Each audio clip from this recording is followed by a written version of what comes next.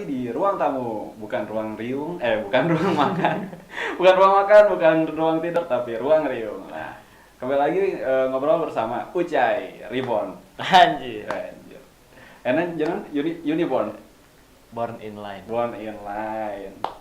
Nah, ngomongin desain grafis bukan desain gratis. Tuh. Nah, Aduh. tadi kan aya jangan lagi aya segmentasina yang bisa ya teman lah gitu Iya. ya. Teman yang bisa minta gratis, tapi kita percaya kalau dia tuh nggak akan minta begitu aja Iya, tanpa iya. ngasih gitu. Hmm. Walaupun ya seenggaknya kita bantu, tapi dia ada feedback lah Iya, ke kita ya. iya. Nah itu tuh eh kalau misalkan ada teman nih, kayak tadi kan teman tiba-tiba datang, tiba-tiba DM, "Hey, minta desainin ini, Hmm. banting harga, kalau enggak minta gratis." Itu gimana ngatasinnya? Kalau orang jujur, karena orang agak keras ya orangnya, kalau misalkan ini kan mata pencaharian orang gitu kan. Ketika ada teman yang awalnya jauh gitu, nggak ada istilahnya, nggak ada rekam jejaknya di karir orang, ya orang akan menganggap itu sebagai profesional gitu. Ketika dia nggak bisa menghargai profesi orang, ya sorry gitu. Orang pun merintis sampai sekarang bisa kayak gini pun nggak ngeluarin, maksudnya nggak cuma 1.000 2.000 gitu. Stepnya tuh banyak itu. Ketika orang belajar keluar kota, belajar orang kemana-kemana, itu kan sistemnya jadi perhitungan. Ketika ada teman-teman yang tiba-tiba mendadak dekat gitu kan, wah tuh kan harga teman gitu, ya udah harga teman mah harusnya lebih mahal gitu. Teman harus saling menghargai, istilahnya kayak gitu. Kalau orang menanggapinya, ya orang sorry aja gitu. Ketika ini masuknya ke ranah bisnis, ya udah orang pun akan bisnis gitu. Peruntukannya lah istilahnya, ya teman orang datang ke orang ingin bikin desain dan lain-lain, itu kan kepentingannya untuk dia bisnis, dia dapat cuan dong gitu. Masa orang nggak kebagian cuannya, istilahnya kayak gitu. Itu realistis lah istilahnya ya. Ketika berbicara ya tadi harga temen itu gitu, maksudnya ya orang ingin dihargai pemikiran orang, walaupun dia gak mungkin nawar lah, nawar dari segi bentuk desain dan lain-lain, ya tetaplah itu hasil pemikiran orang, hasil kerja orang, waktu orang. Masa sih nggak ada speser pun ataupun berbentuk apapun, ya kayak gitulah istilahnya. Orang kan ngerjain itu sambil ngerokok, sambil ngopi, harus makan dan lain-lain, bayar wifi. Nah itu ya dari mana? Itulah istilahnya menanggapinya tuh ya. Punten, saya juga ini lagi usaha. Kalau kamu mau usahanya lancar, ya kamu harus melancarkan usaha orang lain. Kayak gitu. Harga teman bukan minta diskon, tapi membantu teman dalam perekonomiannya. Ya, kadang kan biasanya suka ada istilah, kayak kurang dibantuan dipromokan. Orang udah berapa kali dipromokan, ente wae. Maksudnya oke, itu niat baik. Orang menganggap itu niat baik. Cuman orang pun harus bisa ngebedain gitu. Niat baik yang emang benar-benar tulus disampaikan mulut ke mulut, ataupun emang buat kepentingan yang penting desainnya dia beres aja gitu dengan harga yang sekian murah kayak gitu. Orang harus pintar-pintar ngebaca situasi sih istilahnya. Sering soalnya orang belajar dari pengalaman, beberapa kali kecolongan terus gitu. Dengan dalih kayak kurang dikitkan, da ieu mah pasti nului dan lain-lain. Nah itu udah orang gak mempan menurut orang, yang realistis aja lah. Kalau maneh percaya ke orang, ya udah orang rate-nya harganya segini, ya udah orang kerjain dan maneh nikmatin itu. Tapi ketika maneh masih terus nggak yakin dengan hasil orang dan ngerasa ragu-ragu ngeluarin dengan nominal rate orang, ya udah mending gak usah, cari orang yang emang benar-benar sesuai kapasitas yang kamu pengen aja, kayak gitu sih kalau orang prinsipnya sekarang. Kayak gitu. Nah, eta kan persorangan. Nah, Mun perusahaan ya begitu. Bisa biasanya banting harganya. kalau dari proses negosiasi itu pasti ada. Cuman balik lagi dari kita juga harus punya harga pengajuan dan punya harga titik aman. Misalkan kita pengajuan untuk perusahaan yang ngelihat dulu nih perusahaannya perusahaan apa dulu, berbentuk CPK, PT kah, atau UMKM dan lain-lain.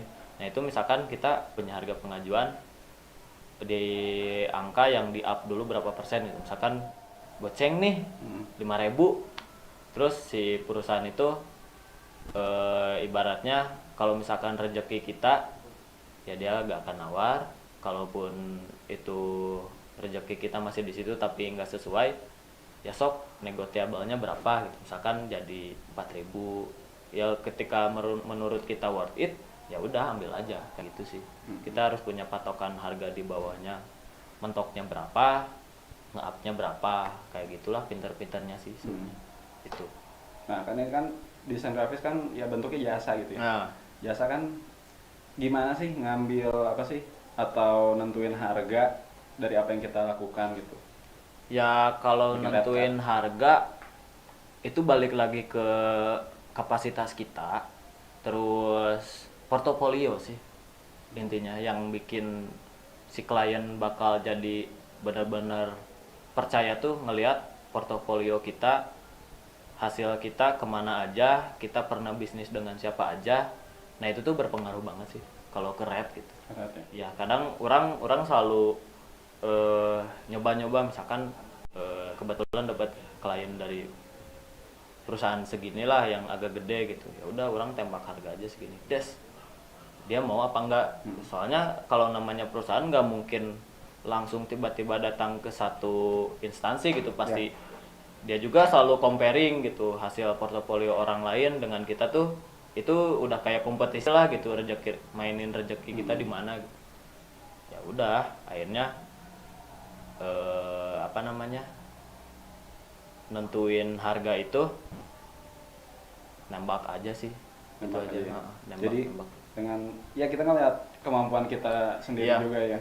Terus rekam jejak kita dari tahun berapa, nah itu kan tiap tahun kebutuhan kita pasti beda. Terus ngikutin juga kasarnya dolar sekarang berapa misalkan, ya udah kita kalkulasi aja, hitung-hitungan. Jika enak rokok wae geus 30.000 gitu, makanya orang harga desain ngan sakieu wae naikkeunlah saeutik mah, ya kayak gitulah. Menyesuaikan sama ekonomi juga sih kalau orang. Nah, pastinya kan tiap kota beda ya. Apalagi bisa dibilang Sukabumi mah bukan dibilang kota kedua lah gitu. Second akun deh. Second Second account. city. Second city lah gitu. Pastinya kan beda, padahal kan di ya seperti dibilang tadi kan di kota-kota besar juga sebenarnya banyak yang dari daerah Sukabumi Iya, ya. penggiatnya. Nah, itu apakah bisa gitu second city seperti Sukabumi ini punya red card ya atau apresiasi yang besar seperti kota besar gitu? Itu bisa-bisa aja tuh dengan konteksnya balik lagi dengan kapasitas si klien.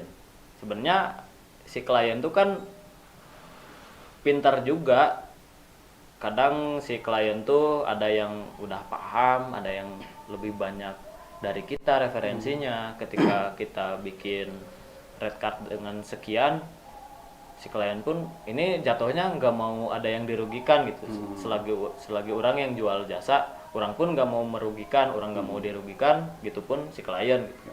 Makanya kalau hal yang kayak tadi itu bisa-bisa aja itu terjadi gitu, dengan syarat klien yang knowledge-nya banyak lah istilahnya kayak gitu. Terus ataupun dengan klien yang emang bener-bener udah tahu medannya di luar kota kayak gimana, di kota-kota besar kayak gimana.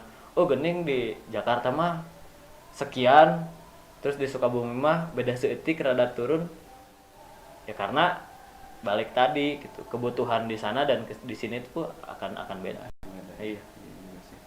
Balik lagi lah, ekonomi berpengaruh. Nah, untuk pemula nih, ya baru terjun ke dunia grafis, desain grafis lah. Mungkin apa sarannya untuk kedepannya gitu? Kalau buat teman-teman yang masih ragu gitu, orang sempat diragukan itu sendiri gitu sama pihak keluarga lah, sama orang tua, karena pola tidur yang nggak teratur, terus makan yang nggak teratur. Rata-rata orang begadang ya kayak gitu acak-acakan polanya gitu, tidurnya, makannya, mandi kadang temandi gitu kan. Ya intinya terus di explore aja, cari referensi sampai benar-benar itu ada hasilnya gitu, dan ngasih impact sama masyarakat, sama keluarga.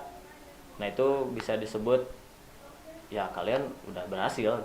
Sampai sampai ada orang yang mengkritik karya kita, hasil kalian, ya otomatis berarti itu sampai tuh hal-hal yang kalian bikin ke masyarakat ternyata jadi pusat perhatian, kayak gitu sih menurut orang. Jadi ya terus aja lah, saran orang jangan jangan lelah buat terus explore.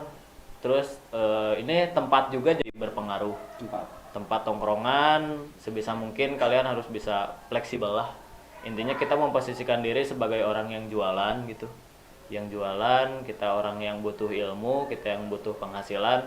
Ya udah sebisa mungkin kalian harus bisa menempatkan, oh di dia juga nak ada potensial, ya udahlah orang coba masuk ke perkumpulan ini, coba orang kasih masukan gitu kan. Menurut kalau pengalaman saya kan gitu ya, teman-teman sekolah banyak yang suka komunitas dan lain-lain, itu banyak.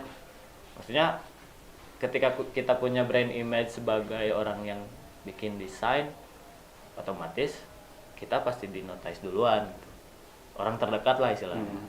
Saya bisa tanya desain jang klub motor, desain jang kue atau naon, hal yang kayak gitu pasti ditanyakan ke kita dulu gitu. Kalau kita ngerasa mampu dan konsep kita cocok, ya udah gaskeun. Itu sih, jangan mudah berkecil hati lah. Orang pun ngerasain kok dibayar cuman nuhun doang, cap nuhun dibayar cuman sebungkus rokok sama kopi, yang penting jadi. Ya itu orang mengalami pas itu semua sih. Dan jadi, itu ngerasa kayak udah nggak apa-apa, itu portofolio orang. Itu sih menganggap. Jadi rekam jejak lah. Iya. Sebelum sampai sini. Nah, gitu. Bahkan orang ngerasa orang masih jauh, orang harus masih terus kemana lah. Ngerasanya belum cukup di sini gitu. Itulah. Kedepannya tujuannya nih, kan katanya masih jauh. Ujungnya sampai mana? Kalau ngomongin ujung kan bumi bulat ya. Iya. Gak tahu sih, orang sesampainya aja ketika orang ngerasa benar-benar, karena yang sejauh ini orang masih akan terus penasaran. Ya sampai tutup usia we orang juga bakal terus penasaran. Kurang dicari, kurang di tangan, kurang diulik, kurang dibenangkeun jalan kayak gitu. Sampai orang benar-benar geus teu bisa nanaon jigana bakal gitu. Nah, ya teh. Jadi kesimpulan. Aduh. Kesimpulan Ucai teh jadi ya mengalir apa adanya ya gitu. Orang yang let it flow aja lah gitu. Ketika rezeki orang ada di situ, ternyata ya udah orang garap dulu ini. Kan yang namanya orang tuh selalu tergiur dengan hal yang baru gitu. Tapi belum tentu itu menjanjikan. Makanya orang pun selalu ada backupan gitu. Ketika orang mau ngambil arah ke sini, misalkan wah ya peluang ya dina foto, tapi orang nyobaan heula we. Tapi orang tetap berpegang sama satu, misalkan si desain ini gitu. Ya udah, orang tetap ke sini tapi jangan lupa pulang buat ngembangin basic orang yang di sini. Itu sih intinya. Karena perspektif dari desain pun fotografi penting, videografi penting, itu satu elemen semua gitu. Jadi orang mesti coba kemana-mana kayak gitu sih. Jadi elemen pendukungnya harus ada. Iya. Nah berarti itu kan butuh komunitas ya. Komunitas, terus relasi juga, relasi berpengaruh. Ketika kita bisa kasarnya agak mendominasi di satu perkumpulan, ya insya Allah lah bakal ada banyak orang yang mengenalkan sesuatu ataupun ngasih kerjaan ke kita gitu. Ada aja lah kayak gitu. Yang penting tetap komunikasi kemanapun, jangan lupa tetap produktif, upload di sosmed dan lain-lain, bikin web dan apapun. Ya itu banyak lah cara kita berjualan sekarang, entah itu mau ngiklan di Instagram ataupun di Facebook, banyak lah. Nah, ngomong sedikit dengan Artmore. Apa itu Artmore? Artmore tuh sebuah platform yang orang bikin. Itu base-nya sih teman-teman yang suka berkesenian, yang suka hal-hal yang berbau berbau pilok dan lain-lain, yaitu Artmore gitu. Sebuah produk yang orang bikin untuk menaungi teman-teman yang suka berkegiatan di industri lah, industri kreatif. Industri kreatif. Iya. Lebih tepatnya di desain grafis atau gimana? Enggak sih, orang banyak ada teman-teman yang senang di seni rupa, terus ada yang di musik juga, ada yang di desain grafis tentunya gitu. Ya banyak lah, orang nggak mengotak-kotakan sebuah kesenian dan kesenangan orang. Ketika itu bisa disatukan, dikolaborasiin, ya udah itu akan jadi sesuatu. Asal outputnya jelas lah, untuknya untuk apa, untuk siapa. Nah itu kurang rasa bisa dibikin ketika banyak kegemaran tuh, bukan kita harus nyamain semuanya ya, tapi istilahnya berbeda ya udah, tapi punya satu visi, kita bikin sesuatu nih, apa nih yang bisa bermanfaat buat orang, terus feedbacknya ada berbentuk apapun buat kita gitu, entah itu rewardnya cuman penghargaan aja ataupun uang, banyak lah. Banyak. Siap. Nah, sampai sini dulu obrolan kita hari ini. Mudah-mudahan ketahu ya, mungkin sebenarnya Ucai ini ada beberapa multi talenta lah, guys. Anjir. Pokoknya mungkin nanti kita akan bertemu Ucai lagi dengan obrolan yang lebih beda, ya, yang obrolan segmen lain lah itu mah ya. Tuh. Nah, kesimpulannya, saya tarik kesimpulan. Jadi desain itu kan jadi sebuah kebutuhan ya, jadi sebuah kebutuhan, baik itu event atau acara apapun itu, bisa dibilang ini kebutuhan pokok lah. Nah, untuk menghargainya ya seperti beras, dijual segitu, kita bayar segitu. Desain juga sama, kita beli segitu, kita bayar segitu.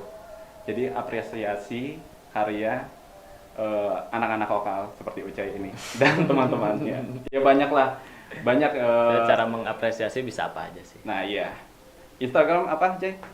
Born in Line. Instagram ya. Untuk Artmore ada. Artmore Lab, ada juga Artmore Storage. Itu Artmore Storage isinya merchandise dari Artmore gitu, pun art supply lah, alat-alat gambar. Oke, siap. Nah, langsung hubungi Ucai aja kalau misalkan boleh. Ada keperluan, ada sesuatu yang diperlukan gitu untuk gambar atau ya pilok, jual pilok juga jual pilok juga. Siap. Ya, cukup sekian perjumpaan kita kali ini. Sampai jumpa di minggu depan dengan bintang tamu yang entah siapa. Kurang lagi bisa. Jadi co-host ya. Mundur kali ya. Ya, Janganlah. ya, siap. Ya, assalamualaikum warahmatullahi wabarakatuh.